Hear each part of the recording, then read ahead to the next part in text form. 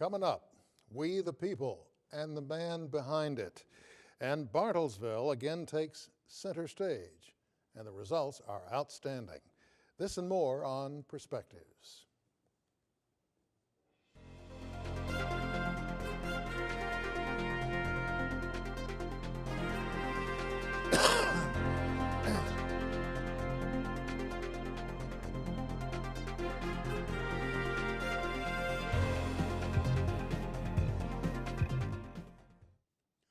I'm Sam Jones. Well, the silly season is in full swing. All kinds of promises and accusations, all kinds. But when you get right down to it, there's very little in the way of substance. It's almost as though all involved are what the Donald calls them, contestants instead of candidates. So, in keeping with history, I have a silly little lesson for you today. One of the so-called issues raised by the Donald is, can Ted Cruz be president since he was born in Canada? Well, I'll leave the experts to answer that question. Here, though, is a question for you.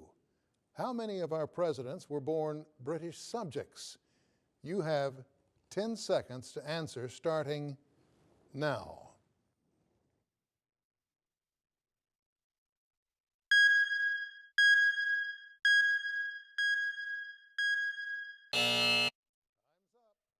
The answer is 9. That's right. 9 of our presidents were born British subjects. They were George Washington, John Adams, Thomas Jefferson, James Madison, James Monroe, John Quincy Adams, Andrew Jackson, Martin Van Buren, and William Henry Harrison. Now, this is how it happened. The United States declared its independence from the Kingdom of Great Britain on July 4th, 1776. 9 of the first presidents were born before the United States was formed. They were born in British America, the area that would later make up parts of the United States. Therefore, these men were technically British subjects at birth. At the end of the American Revolution, there was even a suggestion that General George Washington should be crowned King of America. Of course, he rejected that idea. And there are other silly things about this election season that we need to talk about, but we're limited by time.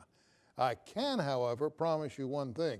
If you thought Congress has been do nothing for the past, several years, just wait. And here's something else you can expect. I wouldn't be at all surprised if the two-party system is going to evolve publicly. That's right, out in the sunshine. The future of this country is going to be anything but dull as more and more members of Congress allow their true colors to come shining through. And that's my perspective.